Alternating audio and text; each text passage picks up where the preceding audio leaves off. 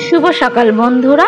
নদিয়া জেলার ছোট্ট একটা গ্রাম থেকে আমি রূপা আর আমার ব্লগ চ্যানেলে তোমাদের অনেক অনেক স্বাগত আর অনেক অনেক ভালোবাসা। তোমরা যে যেখান থেকে আমার ভিডিওটা দেখছো, আশা করি তোমরা প্রত্যেকেই খুব ভালো আছো, সুস্থ আছো। আর হ্যাঁ বন্ধুরা, আজকে হলো বুধবার আর ঘড়ির কাঁটায় বাজে এখন সকাল 5টা। তো এখন থেকে কিন্তু আমি আমার ব্লগটা স্টার্ট করলাম তোমাদেরকে সঙ্গে নিয়ে, সাথে নিয়ে। আর ভিডিওটা যদি ভালো লাগে তোমাদের কোথাও একটু, তাহলে কিন্তু ভিডিওটা একটু দেখার পরে একটু লাইক করে দিও। তো চলো বন্ধুরা, সকালবেলা ভোরে ভোরে উঠে একটু কাজগুলো গুছিয়ে নিচ্ছি আর তোমাদের সাথে শেয়ার করছি। আজকে একটু বেরোবো, তার জন্য কিন্তু সকাল সকাল উঠেছি। এক এক করে সমস্ত কাজগুলো গুছিয়ে নিই। চলো, প্রথমেই তো ঘুম থেকে উঠে ওই যে বাসি ঘরটা ঝাড় দিয়ে নিলাম। আর এরপরে এই যে দুষ্টকে যে রাত্রেবেলা পেতে শোয়াই, তো সেই কাপড়গুলো আমি কেচে দিয়েছি। তো কেচে এখন মেলে দিই, নাহলে তো এগুলো এখন সেই বাড়ি আস্তে আস্তে হয়তো অনেকটা বেলা হয়ে যাবে, তখন আর কাচলে তো শুকাবে না। তার জন্য সকালবেলায় এগুলো কেচে দিয়ে যাব।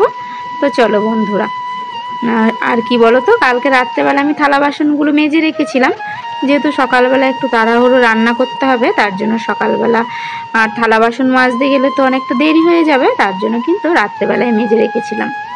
এরপরে যেটুকু কাজ ছিল সমস্ত কাজ সেরে এরপরে ওই যে দাঁত ব্রাশ করার জন্য কলগেট নিয়ে চলে গেলাম কলের পাড়ে। তারপরে দাঁত টাত মেজে একবারে স্নান টান করে চলে গেলাম ভাত বসাতে। আর এখানে যে চাল মেপে নিয়ে এসেছি, আর তোমার এই যে ডাল ভাতে দেবো, তার জন্য ডালটাকে আমি ভালো করে ধুয়ে নিচ্ছি।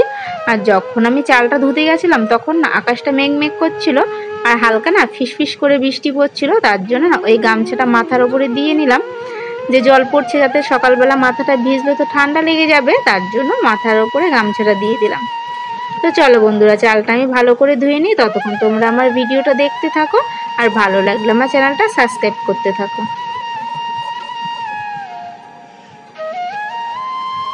এরপরে তো চালটা ভালোভাবে ধুয়ে আমি ওইখানটাতে রেখে দিলাম ওই পাঁচিলের ওপরে। এরপরে চলো এক বালতি জল নিয়ে একবারে চলে যাব রান্নাঘরে। আর এখানে রান্নাঘরে আমি তো জলটা বসিয়ে দিয়ে বসিয়ে দিয়ে চাল ধুতে গেছিলাম। তো এসে দেখি যে চালটাও গরম হয়ে গেছে আর জলটা না টকবক করে ফুটছিল। তো চলো চালটা আমি ভালো করে দিয়ে নিই, যা আছে ডেস্কিতে লেগে আছে তো সবটাই ভালো করে আমি একবারে দিয়ে নেব। আর ডালটা কিন্তু আমি আগেই হাঁড়ির মধ্যে ভাতে দিয়ে দিয়েছিলাম, কেননা এখন অতটা টাইম নেই যে ডালটা আমি আবার আলাদা করে সিদ্ধ করার মতো টাইম নেই। আর আমাদের এইখানে বেশিরভাগ কিন্তু এইভাবে এই ডালের কৌটোর মধ্যেই দিয়ে কিন্তু ডালটা সেদ্ধ করা হয়। তাহলে কি বলো তো, ডবল করে আর ডালটা সেদ্ধও করতে হয় না।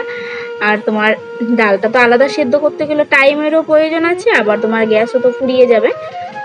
তো তার জন্য কিন্তু এইভাবেই ডালটা সিদ্ধ করে নিই, অনেকটাই কিন্তু তাড়াতাড়ি হয়। তোমরা এমনভাবে কারা ভাতের মধ্যে কোটোয় করে ডাল দাও দিয়ে সেদ্ধ করো, অবশ্যই কিন্তু কমেন্টে জানিও। এরপরে দেখেছো ওই যে 2-3 দিন আগে সবজি এনেছিল, তো ওই ক্যারি প্যাকেটের মধ্যে তারপরে ফ্রিজে রেখে দিয়েছিলাম ক্যারি প্যাকেটে ভরে। তো হালকা হালকা না দেখি একটু কেমন হয়ে গেছে, জল পেয়ে পেয়ে না, বর্ষাকাল যেহেতু। তো চলো সবজিগুলো সব আমি ঢেলে নিয়েছি, আর যেগুলো একটু খারাপ খারাপ হয়ে গেছে সেগুলো আমি আজকে রান্না করে নিই, আর যেগুলো একটু ভালো থাকবে সেগুলো আমি ক্যারি প্যাকেটের মধ্যে আবার ভরে রাখবো। এরপরে দেখেছো তরকারি কাটতে কাটতে আবার এইদিকে দেখো কতটা বৃষ্টি শুরু হয়ে গেল। তখন তো চাল ধুতে গেছিলাম, তখন তো ফিস ফিস করে বৃষ্টি পড়ছিল, তার জন্য গামছা মাথায় দিয়েছিলাম। আর এখন দেখেছো তো কত জোরে জল চলে আসলো। এমনিতেই তাড়াহুড়ো করছি, রান্না টান্না করে একটু বেরোবো, 7:10 ট্রেনটা ধরবো। আর এখন কিন্তু বাজে প্রায় 6টা, জানো তো। আর এখানে কিন্তু ঘরে দুষ্টু সোনা ঘুমাচ্ছিল, তার জন্যই কিন্তু আমি তাড়াহুড়ো করে রান্নাটা করে নিচ্ছিলাম। এবার এইদিকে দেখেছো ভাতটা কিন্তু আমার ফুটছে, আর ওইদিকে আমি সবজি কাটছি। আর সবজিটা কেটে নিয়ে ওই পটল ভাজা করব, তার জন্য কিন্তু পটলটা আগে কেটে নিয়ে ভালো করে নুন মাখিয়ে নিলাম। আর এরপরে ওইদিকে গ্যাসটাও কিন্তু আমি জ্বেলে দিয়েছি। তো চলো এবার আমি কড়াইতে তেল দিয়ে দেব, তারপরে ওই যে পটলে নুন হলুদ মাখিয়ে রাখলাম, তো এবার নুন হলুদ মাখানো হয়ে গেছে। এবার চলো কড়াইটা গরম হয়ে গেলে তারপরে আমি পটল কটা ভেজে নেব। আর ওইদিকে কিন্তু আমার ভাত হচ্ছে, আর এইদিকে কিন্তু আমি পটল ভাজাটা বসিয়ে দিচ্ছি। একটু তাড়াহুড়ো করে করছি সকাল সকাল, নাহলে দুষ্টু যদি ঘুম থেকে উঠে পড়ে তাহলে তো আমার আর রান্না করতেই দেবে না। তার উপরে আবার ধরো ট্রেন ধরবো, 7টার ট্রেন, আমি রেডি হব, রান্না করব, রেডি হব, তারপর ওকে রেডি করাবো, খাওয়াবো।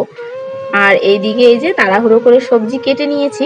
আর এই যে যেগুলো একটু ভালো ভালো আছে সেইগুলো বেছে বেছে আমি এই ক্যারি প্যাকেটের মধ্যে ভরে রাখলাম। এগুলো আবার কালকের জন্য রেখে দিলাম, কালকে রান্না হবে। আর যেগুলো একটু তোমার জল পেয়ে ফ্রিজের মধ্যে ছিল, জল পেয়ে একটু খারাপ খারাপ হয়ে গেছে, তো সেগুলো আমি আজকে রান্না করে নিচ্ছি। আর ওইদিকে পটল ভাজা বসিয়েছি, আর উচ্ছে দিয়ে আলু দিয়ে একটু চচ্চড়ি মতো করব। ওই দেখো তরকারিটা কিন্তু আমি বসিয়েও দিয়েছি, আর পটল ভাজা কিন্তু আমার হয়ে গেছে। আর ওই যে কোটোর মধ্যে ডাল ভাতে দেওয়া ছিল, ডালটাও বার করে নিয়েছি। তো চল আজকে বেশি কিছু রান্না তাড়াহুড়ো করে করব না, কেননা পটল ভাজা আর উচ্ছে আলু চচ্চড়ি আর ওই যে মুসুরির ডাল, ওটা একটু পেঁয়াজ দিয়ে রান্না করব। তো চলো। আর এই দিকে এই যে দুষ্টুর জন্য একটা ম্যাগি বসালাম, কেননা ট্রেনের মধ্যে যাব, ধরো অনেকটা দূর যেহেতু যাব, তো ট্রেনের মধ্যে তো ও যেহেতু একটু বড় হয়ে গেছে, তো দুধ খাইয়ে নিয়ে যাব। আর এই যে ম্যাগিটা একটা টিফিন বাটির মধ্যে করে আমি ম্যাগিটা রান্না করে নিয়ে যাচ্ছি। আর ও না এমনিতেই কিছু খেতে চায় না, আর বাইরের জিনিস তো সেরকম কিছুই খায় না, তার জন্য ম্যাগিটা একটু যেহেতু খায়, পুরো মশলাটা দিলে খেতে চায় না, ওই মশলাটা হাফ দেবো আর হাফটা রেখে দেবো।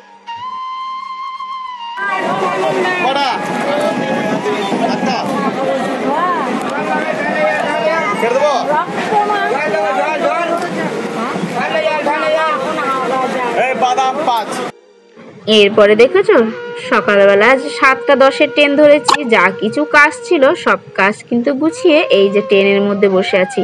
আর এক হাতে দুষ্টুকে কোলে নিয়েছি, এক হাতে ব্যাগ আর এক হাতে ফোন, তো অসুবিধা হচ্ছিল, তার জন্য কিন্তু বেশিক্ষণ ভিডিও শেয়ার করিনি।